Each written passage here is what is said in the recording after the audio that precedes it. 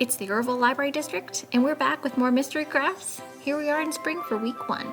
Here's Miss Miranda. She's got our Tree of Life wreath. That's what we're going to be making this week. It's lovely. She did a great job, and I'm going to talk you through it. So here is where we talk about our list of supplies. Included in your packet, you should have a foam wreath form, some moss, some rocks, a paintbrush, brown paint, rope, and 2 glue sticks. And then what you'll need from home are some scissors and a hot glue gun. Now, if you don't have your own hot glue gun at home, we have a bunch here at the library that we can rent out to you so that you can use it to complete this project. Just come into the library and ask for it. All right, Miranda's getting ready to start this project. She's gonna set most of the supplies aside and she's gonna start with that brown paint. Now, as you saw in our example, the finished product was brown. So she's gonna paint that entire green wreath form with our brown paint. And she's gonna need 2 coats of this. So you're gonna see her do 1 coat nice and fast here pretty soon. She'll let that dry. She has a cute little pink fan, and we'll come back and do a 2nd coat.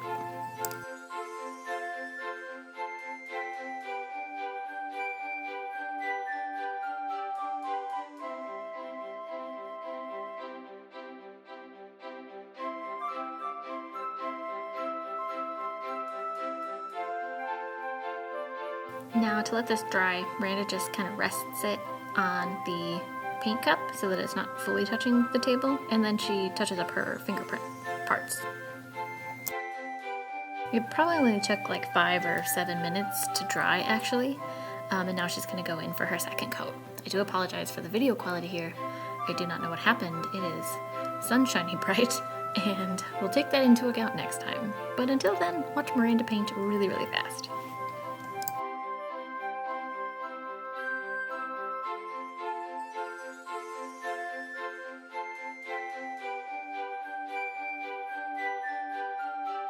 Once again, to let that 2nd coat dry, she leans it up against the paint cup, touches up those fingerprints, and I don't know, maybe 7 to 10 minutes it took to dry this last bit. So we're pointing to the top of the wreath here where we're going to start measuring our rope. So grab the rope, lay it lengthwise across your wreath just for a rough estimate. You want it to overhang on both ends of the wreath and give it a snip. She's going to chop it off. This is what you need those scissors for. And then you're just going to kind of make 2 more equal lengths with the rope that you have left. They don't have to be perfect, but they do pretty much need to extend from the top of the wreath to the bottom of the wreath.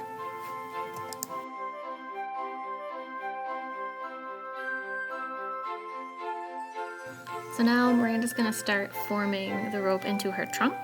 So she lays them all together and then starts twisting them a little bit to create that fun twisted tree trunk.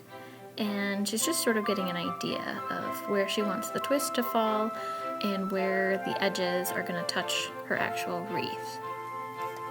Now she's going to pull apart the very ends of the rope at the top where the tree branches would be, and she's going to keep unraveling maybe 1/4 of the way down so that the branches not only touch the top of the wreath, but that sort of sparse looking branch texture extends below the base of the top of the wreath there. You can see a little bit through it there. She's laying it out, getting the lay of the land there. When she has it where she likes it, she's going to use that hot glue gun to stick down those branches.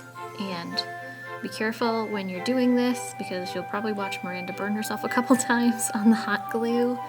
Try not to touch the actual point where the glue sticks to the rope. If you touch the points like next to it, you can kind of press it to the foam wreath without actually having to touch the glue itself because it's hot and it's a little bit painful. Now that she's done laying down her first branch, you can see she's going to choose another branch and kind of weave it up and under the branches, keeping that twist going in the trunk. And she, like before, is just going to unravel the first 1/4 or so of the rope. You can go as far as you want. Leave something there for the little trunk, but go to town. And she'll glue those to the top of the wreath just like before. And she'll repeat with that 3rd and final piece of rope.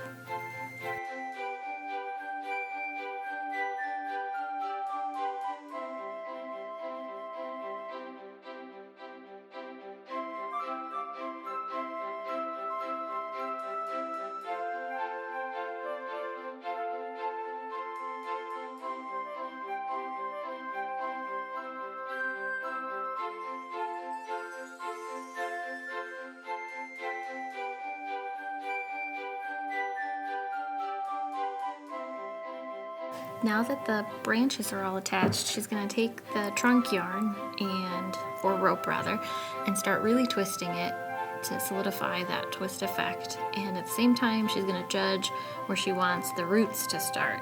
So she's pulling and twisting and kind of lining up and eyeballing where she wants the base of her tree to start. Now she's going to do the same thing she did for the branches at the top and unravel a bit of the rope at the bottom for the roots. Now you can do the same thing here, go as far up or stay as close to the bottom of the wreath as you like to make your roots, but you want to make sure that they extend on top of that bottom part of the wreath form so you have something to glue it down to. You can see, like Miranda's doing, this is a good time to sort of play with it, and as she's unraveling, she's looking at it and seeing how she wants it to be in the very end. So while that's in place, she's got the little baggie of moss that we provided, and she's going to use that to make the leaves or the tree top for this wreath. And she takes a little bundle, balls it up in her hand. She's going to lay down some hot glue and press the moss on top of the hot glue. Now, once again, be very, very careful. Miranda did burn herself a couple times because the hot glue is hot and it'll soak right through that moss. So though you definitely want to be liberal with your glue so that the project stays together, don't kill yourself over this craft project. Good luck.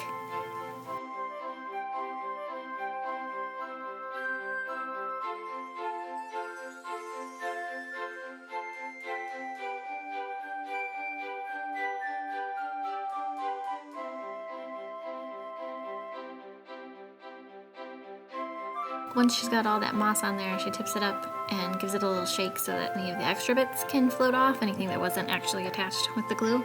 But that means you gotta kind of reorganize your tree again and maybe decide on how you want it to be once and for all as we're getting ready to glue. So twist up that trunk, lay it over the bottom of the wreath form, and we're ready for glue session like number 3 at this point.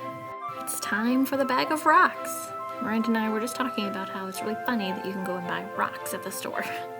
Nevertheless, dump out your bag of rocks, and this is the part where she's gonna set her tree trunk aside and create the base for her roots, which is a bunch of those cool pebbles glued onto the bottom of the wreath. A little bit of hot glue, stick on the rock, let it sit for a moment so it stays in place, and you're ready for another pebble.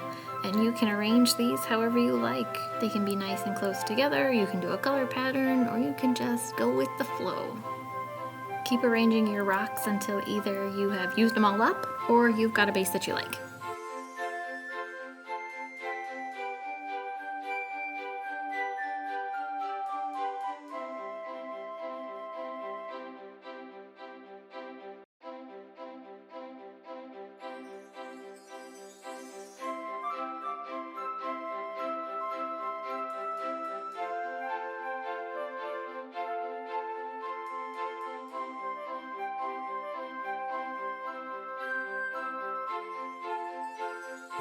Miranda's gonna pull down the rope that makes her trunk again, and now she can really kind of decide on that resting place for her roots. Twisting up the trunk, laying out the roots, and she's gonna get ready to glue them on. So she's gonna make sure that everything is all spread out the way she likes it. Grab the hot glue gun, and then just like before, she's gonna lay down a little bit of glue right on top of those rocks, and then she's gonna try not to touch the glue, but press that rope right onto that hot glue so that it stays in place. And she will continue to glue all of her roots to her rocks.